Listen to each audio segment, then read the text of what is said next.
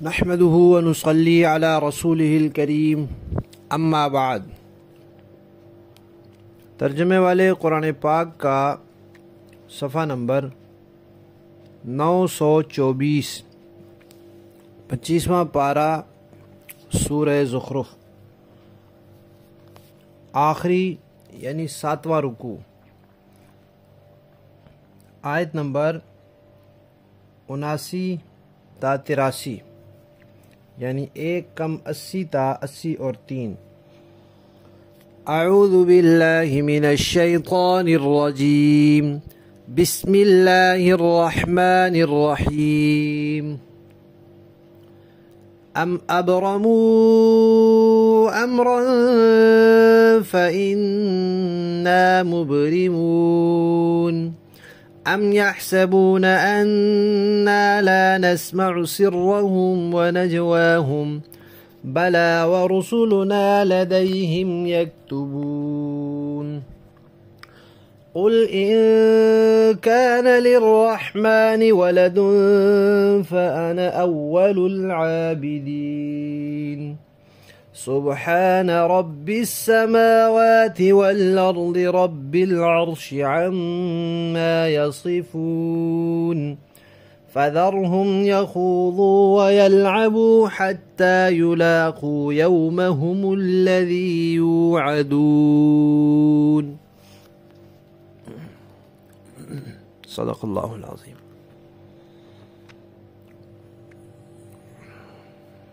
پچھلی آیات میں ایمان والوں کا اور ان کے اچھے انجام کا تذکرہ تھا، اس کے بعد مجرمین کا اور ان کے برے انجام کا تذکرہ تھا۔ اب اللہ تعالی نبی پاک صلی اللہ علیہ وسلم کے ذریعے مشرکین مکہ کی طرف رخ کر رہے ہیں کہ مشرکین مکہ نے کوئی انتظام کیا ہے، کوئی قطعی فیصلہ کیا ہے، کوئی منصوبہ بنایا ہے،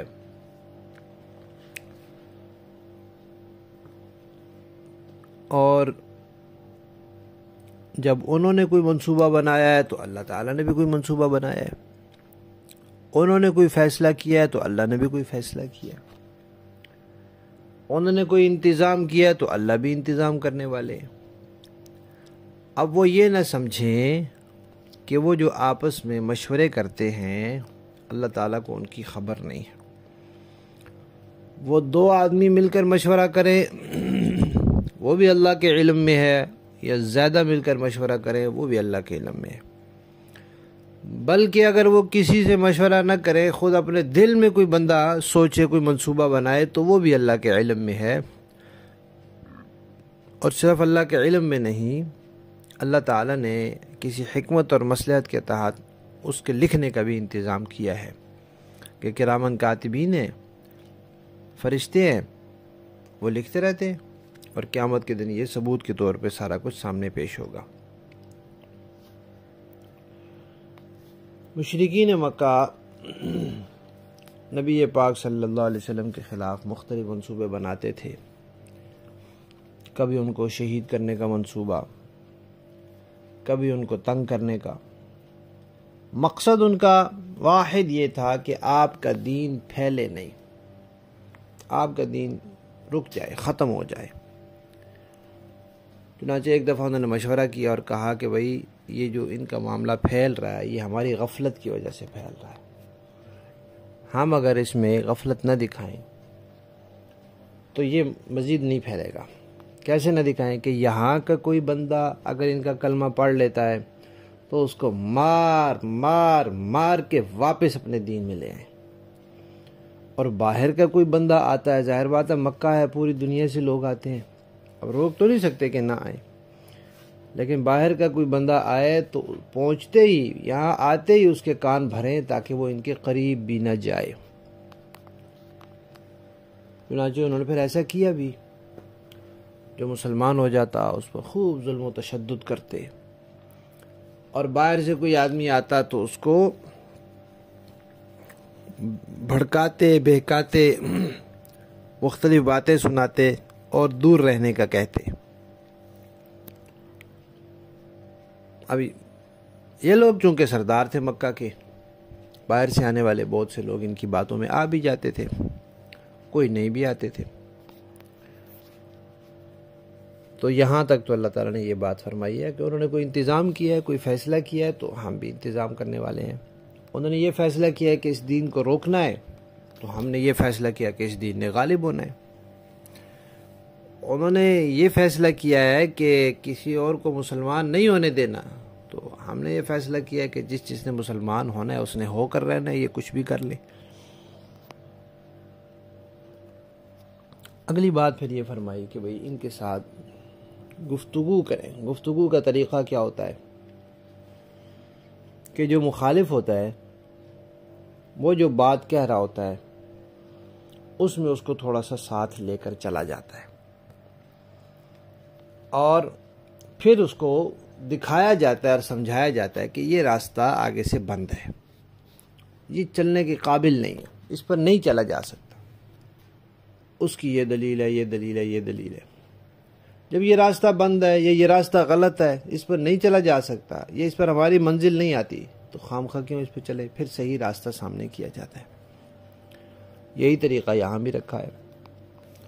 پہلے ان سے یہ کہا کہ بھئی دیکھو، اگر اللہ تعالیٰ کی کوئی اولاد ہوتی، تو اگر اولاد ہوتی تو وہ اولاد بھی پھر معبود ہوتی، کیونکہ اولاد کے اندر والد کی کچھ صفات ہوتی ہیں. اللہ تعالیٰ معبود ہے، رب ہے، تو اولاد ان کی ہوتی تو وہ بھی پھر معبود ہوتی، وہ بھی رب ہوتی. جب وہ معبود ہوتی تو پھر اس کی بھی عبادت کرنی ہوتی. اگر ایسا ہوتا کہ اللہ کی اولاد ہوتی تو پھر میں سب سے پہلے اس کی عبادت کرنے والا ہوتا، یعنی تم لوگوں میں، کیونکہ میں اس وقت دنیا میں سب سے زیادہ اللہ کی عبادت کرنے والا میں ہوں. بلکہ اس وقت کیا، اس کائنات میں اللہ تعالیٰ کی سب سے زیادہ عبادت کرنے والا میں ہوں. تو اگر اللہ کی اولاد ہوتی تو اس کی عبادت کرنے والا بھی میں ہوتا. لیکن اولاد ہے جو نہیں، ثابت جو نہیں ہے، دلیل جو نہیں ہے. اللہ تعالیٰ پاک ہے اولاد سے. تو معلوم ہوا کہ بھئی مجھے کوئی ضد عناد نہیں ہے، میں دلیل کا بندہ ہوں، اللہ کے حکم پہ پابند ہوں. اللہ تعالیٰ حکم دیتے کہ فلاں کی عبادت کرنی ہے، میں کر لیتا. اللہ کی اولاد ہوتی میں اس کی عبادت کر لیتا. لیکن اب ہے جو نہیں تو میں کیسے عبادت کروں؟ تو یہ نہ سمجھو کہ مجھے کوئی ضد ہے، کوئی عناد ہے، کوئی ہٹ درمی ہے، نہ، صرف یہ کہ دلیل نہیں ہے، ثبوت نہیں ہے. تو ایک غیر ثابت شدہ چیز کو ہم کیسے ثابت مان لیں؟ ایک چیز کا وجود ہی نہیں ہے، ہم اس کو کیسے موجود مان لیں؟ ایک چیز ہے ہی نہیں تو پھر ہم کیسے کہہ دیں کہ وہ ہے؟ یہ تو جھوٹ ہو جائے گا، یہ غلط ہو جائے گا. تو تھوڑا سا ان کو چلایا کہ اگر اللہ کی اولاد ہوتی تو میں اللہ کی اولاد کی عبادت کرتا اور سب سے بڑھ کر عبادت کرتا ہوں. پھر فوراً سمجھایا کہ یہ تو راستہ صحیح نہیں ہے، اس لیے کہ اولاد ہے ہی نہیں.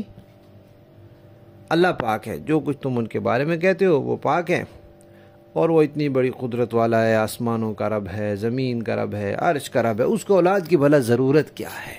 کوئی ضرورت نہیں اس کو اولاد کی. یہ ان کو سمجھا دیا. پھر فرمایا کہ آپ کے سمجھانے کے باوجود اگر وہ نہیں مانتے تو چھوڑ دیجئے ان کو.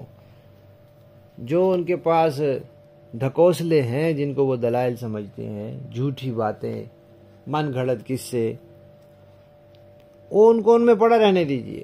وہ کھیلتے رہے ان میں، اور جو زبان سے بک بک کرتے ہیں وہ کرتے رہیں، انہی چیزوں میں ڈوبے رہیں، حتیٰ کہ قیامت آ جائے اور یہ وہاں پہنچ جائیں، اور پھر وہ ان کے سامنے ہو جس کی ان کو دھمکی دی جاتی ہے، جس کا ان سے وعدہ کیا جاتا ہے، وہ اپنی آنکھوں سے دیکھ لیں. پھر فیصلہ ہو جائے گا، پھر ہر ایک اپنا بدلہ پا لے گا.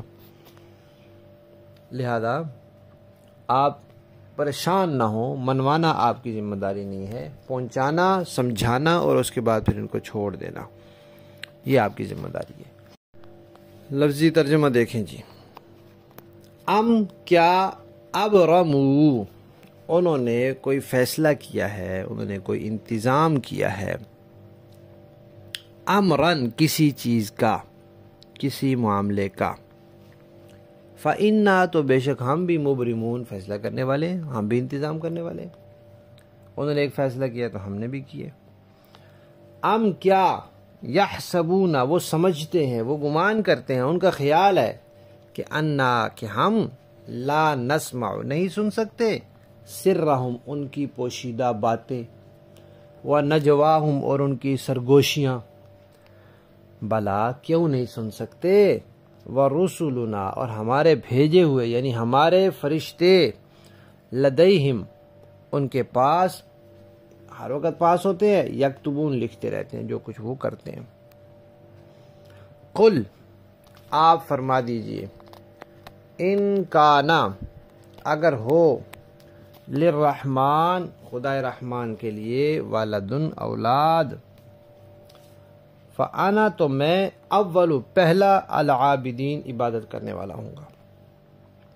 سبحانہ پاک ہے، رب السماوات وہ آسمانوں کا پروردگار ہے، والارض زمین کا پروردگار ہے، رب العرش عرش کا رب ہے، وہ پاک ہے، عما ان چیزوں سے یصفون جو یہ کافر بیان کرتے ہیں۔ فذرہم لہذا آپ چھوڑ دیجئے ان کو، یخوضوا وہ بیہودہ باتیں کرتے رہیں، بک بک کرتے رہیں، انہی چیزوں میں ڈوبے رہیں، مگن رہیں، وَيَلْعَبُوا اور کھیلتے رہیں ان کے ساتھ، حتیٰ یہاں تک کہ یلاقو وہ پالے یومہم اس دن کو، الذی یوعدون جس کا ان سے وعدہ کیا جاتا ہے۔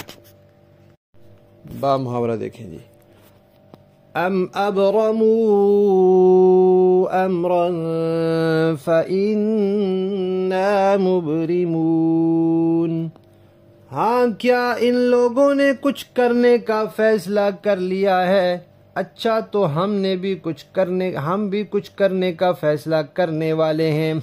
ام یحسبون انا لا نسمع سرهم ونجواهم بلا ورسلنا لديهم يكتبون کیا انہوں نے یہ سمجھ رکھا ہے کہ ہم ان کی خفیہ باتیں اور ان کی سرگوشیاں نہیں سنتے؟ کیسے نہیں سنتے؟ نیز ہمارے فرشتے ان کے پاس ہیں، وہ سب کچھ لکھتے رہتے ہیں۔ قل ان كان للرحمن ولد فأنا اول العابدین اے پیغمبر آپ ان سے کہہ دیجئے کہ اگر خدائے رحمان کی کوئی اولاد ہوتی تو سب سے پہلا عبادت کرنے والا میں ہوتا۔ سبحان رب السماوات والارض رب العرش عما یصفون وہ جو آسمانوں اور زمین کا بھی مالک ہے اور عرش کا بھی مالک، وہ ان ساری باتوں سے پاک ہے جو یہ بنایا کرتے ہیں۔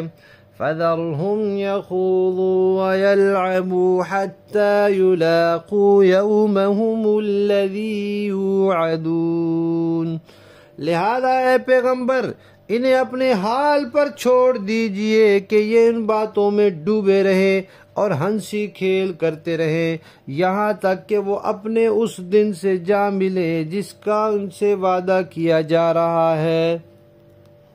صدق اللہ العظیم۔